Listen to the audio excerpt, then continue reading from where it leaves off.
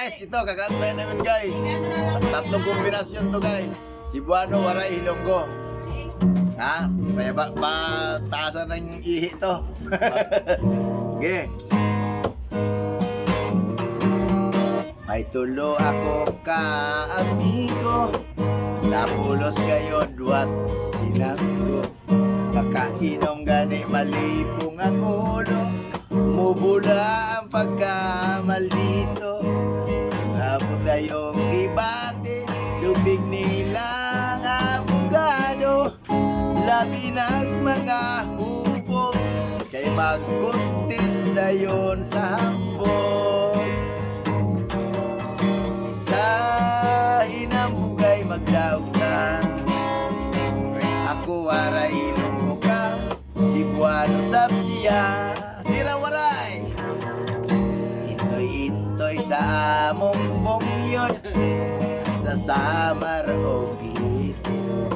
Ako gadla ang pinakariko, pensionado anyo is living.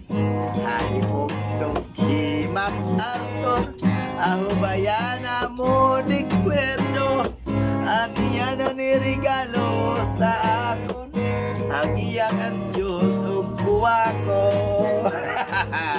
Sa kinambugay magdaog ka, ako waray hilonggo ka, Cebuano sabsiya. Tira Cebuano! Taon mga amigo, mantinil lang gayod kong negosyo. Isenyor-senyor ako sa mga tao, kitag iya lang lagig mga barko. Ang upat ko ka mga trato, iapuran ko nagregalo. Sila tag 10 hektaryas kwadrado, akong yuta sa minteryo. Sa inambugay magdaog ka, ako waray ilonggo ka, Cebuano sabsila. Tira Ilonggo! Amon gid iya bro, sa Bacolod kag Iloilo. Ako dito ang numero 1, asindiro sang tubo. Kung ako gid inyo patiyon, abaw linti hindi kaayo.